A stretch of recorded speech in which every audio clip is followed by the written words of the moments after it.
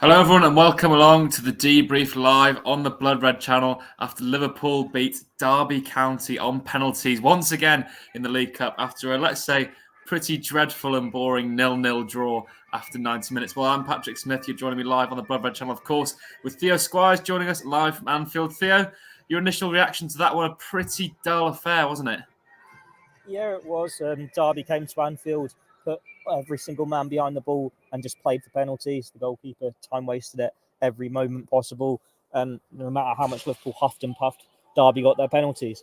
Fortunately for Liverpool, though, it wasn't Joe Wildsmith who was going to be the main name today. It was going to be Kelleher, another superb penalty shootout display from him.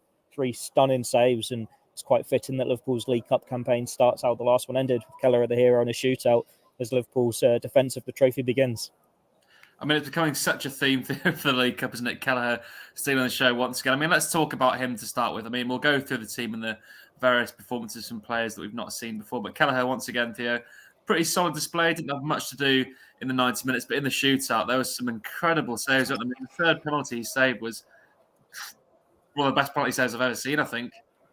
Yeah, he's just so calm, isn't he, on his line? Like you see the Derby keeper, Wildsmith, he's giving it the dudek, isn't he? Legs all not quite wobbly, going one side and the other, proper jumping up and down. And Kelleher's just keeping his eyes on the ball, very focused, dives the right way, saves it. It's just very easy for him, and it shouldn't be. We know how much work Liverpool put in behind the scenes on like the mental side of it for shootouts, from the takers to the goalkeepers, and whatever they're doing, certainly working. Like this must be the 3rd or 4th shootout now. Kelleher has been the hero. Long may it continue. As you said, he didn't really have much to do in the 90 minutes. Derby just came for the penalties, really. There was a couple of headers maybe straight at him late on. But as soon as it was his time to shine, you made it look so easy. It would have been very easy for him after a quiet 90 minutes to maybe feel in the cold a little bit, be a bit rusty. And it's easy to forget he's not played since the League Cup final for Liverpool. That's a hell of a long wait to make his next appearance. There are obviously at some point in the next few months going to be questions about his future. Like how long can Liverpool keep him as a number 2 goalkeeper? Because he deserves better than that. But Klopp said in February when they won the League Cup, he's the best backup keeper in the world. And as long as he's happy to fill that role, Liverpool are happy to have him in it. Yeah, that is the quote, isn't it? He is the best second goalkeeper in the world. With Gavin Bazunu getting minutes at Southampton, the Irish national team slipping away from Kelleher, a move might be on the cards for him. Well, Theo, let's move on to the players. I'm going to go for the glass half full approach rather than half empty because it was a pretty boring display. But we saw Caoimhin Ramsey making his full Liverpool debut. Relatively decent performance from him. Looked pretty sharp going forward. Not amazing, but a decent start for him. Yeah, it was. It's basically what we've seen from him so far in his under-21s appearances as well, where he's a fullback who's comfortable on the ball. He likes to get forward and he can put a cross in. Not really the big focal point for him for the majority of the game up front to connect with these crosses, but at least he showed that willingness to get forward. He linked up well with Farrendorf in the first half, and then Ben Doak in the second. And he's just another player who looks very calm and composed. He almost got a goal in the early on, I think, when he shot narrowly wide. It's another encouraging start for him. And what a day it's been for him, by the way. He's called up to the Scotland national team for the first time today, and now he's made his first start for Liverpool against Derby in the League Cup at Anfield. It's one where you wouldn't have minded too much if Liverpool got knocked out in the League Cup. It's less games to play, but by staying in, it's perfect for players like Caoimhin Ramsey to get more minutes, to get more starts in front of these fans and to show what they can do. It's the first game after the World Cup will be in the League Cup. We won't find out who Liverpool playing, I think, until tomorrow. But it's a great opportunity for the likes of Ramsey to show what they can do and build on this. But it's been encouraging for him. He's only 19, and he's already looking a very solid signing for the future. Yeah, that's the exact thing. Speaking of signings for the future or academy developments for the future, Stefan Bajcetic made his full Liverpool debut in midfield as well. Really composed, mature performance. It's quite reminiscent of Tyler Morton, actually, when he first started breaking into the team last year, wasn't it, Theo? I mean, Bajcetic composed on the ball, great passing range. He took a pretty poor penalty, but Wildsmith was about 10 yards off his line, so we could excuse him on that one. But it was a pretty decent start for him, wasn't it? Yeah, he's just shown what he's shown so far for Liverpool. Like Pep Linders said yesterday, he's like a gift from the academy. And you can see why out of all these youngsters, he's probably the one who's top of the list for getting starts or getting into these match day squads. I think when we were predicting our lineups, we're saying, could Bobby Clark get a start? I don't think there are any question marks that Bajcetic would start today. He's deserved that. He had a very good pre-season. He's highly rated by the staff at Liverpool. He's unlucky with the penalty because, as you say, the keeper's miles off his line. Klopp and Pep Linders were fuming with the fourth official about that, by the way, making their feelings heard. But then he's brave to step up and take it in the first place. And I'm sure it won't faze him. Like, Liverpool look after him, the senior players in the camp, Klopp, the coaching staff. And at the end of the day, it doesn't matter that he missed. Liverpool won. But in the 90 minutes, it was encouraging display from him.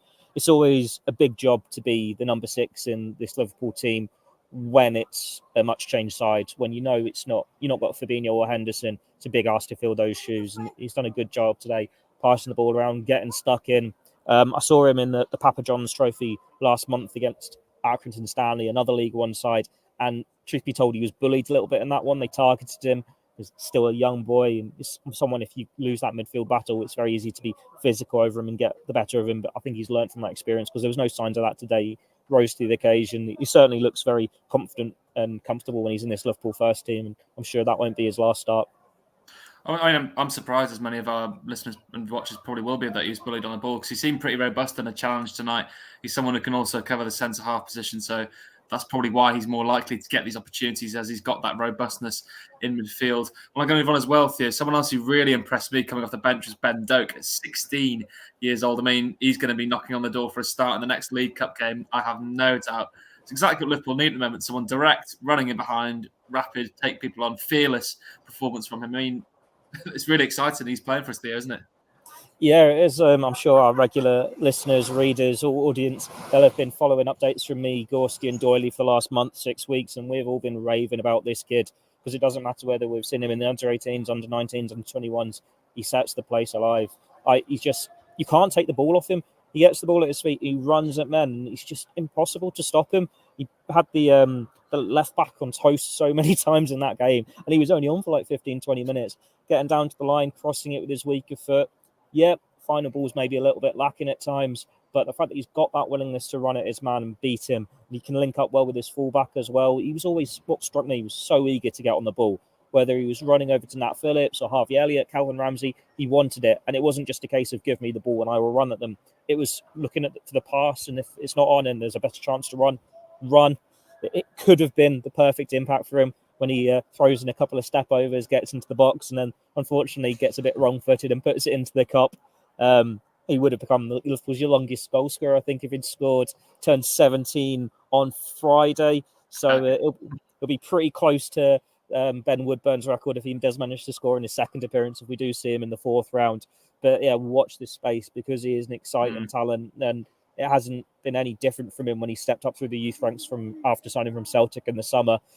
He looks like he fits in right here. It's a bit different, granted, being League One opposition in the League Cup and a much changed side, but he's still a kid who made his professional debut in the Old Firm derby for Celtic last year, and he's got that senior experience. He's had a few months now to settle into Liverpool life. Whether he's going to be a regular in the squads and get opportunities as the season goes on beyond the domestic cups, maybe it's a bit too soon for him. But when he's only just about to turn 17, he's got plenty of time to stake his claim. And it's just another one where Liverpool have got another really talented winger coming through the youth ranks. Like we've seen it with Harvey Elliott. We've seen it with Cade Gordon before he got the injury earlier this year. That we know how highly rated some Matti Masalowski is.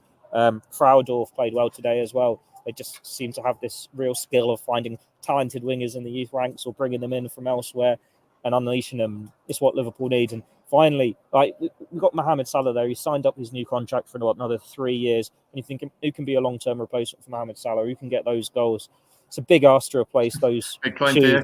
I'm not saying Ben Doak is or anything, but when Pep Linders comes out and says you want to complement your big signings with your academy, Liverpool have certainly done half of it right so far by having these youngsters who could potentially fill that void in the hope that they don't need to turn to the market. But if they do, they've got plenty to think about when that time finally comes. In the meantime, we'll just enjoy watching them develop because the signs so far have been really promising and really exciting. Yeah, couldn't agree more. I mean, that 15 minutes, much like most of the Liverpool fans, is the first I've seen of him, really. And it's, he's got a big, exciting future ahead. He's one of those players that definitely gets you off your seat. Really exciting times for him. Well, we've talked about the positives, Theo. Let's talk about the negatives because, granted, it was a rotated Liverpool side, but they've drawn 0-0 in 90 minutes with the League One side. Is that a cause for concern, particularly in the attacking department? It's another game where Liverpool haven't scored.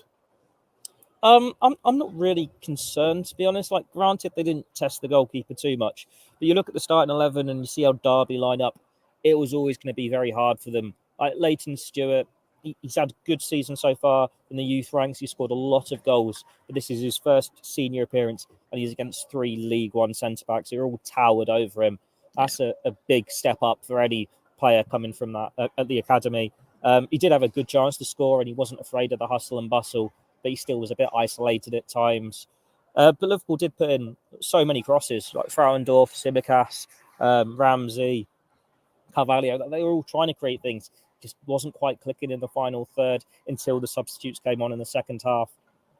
But these are players who don't start for Liverpool every week, still playing the Liverpool way, playing how Liverpool want them to play. And like you think some of these crosses from a Ramsey or a Simicas, well, you've got Darwin Núñez starting. He'll connect with at least one. He didn't have the best substitute appearance today. He didn't quite create the 5 chances for himself that Pep Linders tells us he does every game yesterday. But he's still, that's what Liverpool want. They want someone in the box to get on them.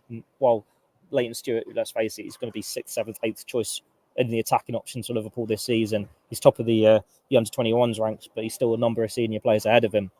It's still always going to be difficult to create the goals. Just be glad they created chances. Like Derby never really gave him much of a challenge at the other end. There was a mismatch of a team. It's more about getting the minutes and the legs for the likes of Oxlade-Chamberlain and then seeing what the youngsters can do. And so far, you can take the positives from that. I know you tried to make that glass half empty, but I'm still turning that into positives. It's all you can do for League Cup early stages against lower league opposition. Yeah, I was purely being devil's advocate, much like you thought. You summed it up perfectly there. Great opportunity to give someone like Chamberlain some minutes. I mean, Gomez getting to captain the side. And of course, seeing the plethora of young and talented Liverpool is something very exciting. And we're in the next round. So hopefully we'll see that again. Job done, box tick until after the World Cup. We'll leave it there, though. Thank you so much to all of you for watching along with us. And a big thank you to Theo Squires joining us live from Anfield, of course. We'll be back with you shortly on the Blood Red channel, so stick around with the press conference. Theo, is it Pep Linders or Klopp we've got today in the press conference? Do you know? No idea. You've had me talking up here, so I've not been down to see that. Well, stay around, viewers, because we'll have Klopp or Linders for you very soon, right here on the Blood Red channel. But for myself, Patrick Smith, and Theo Squires, thank you for joining us. It's goodbye for now.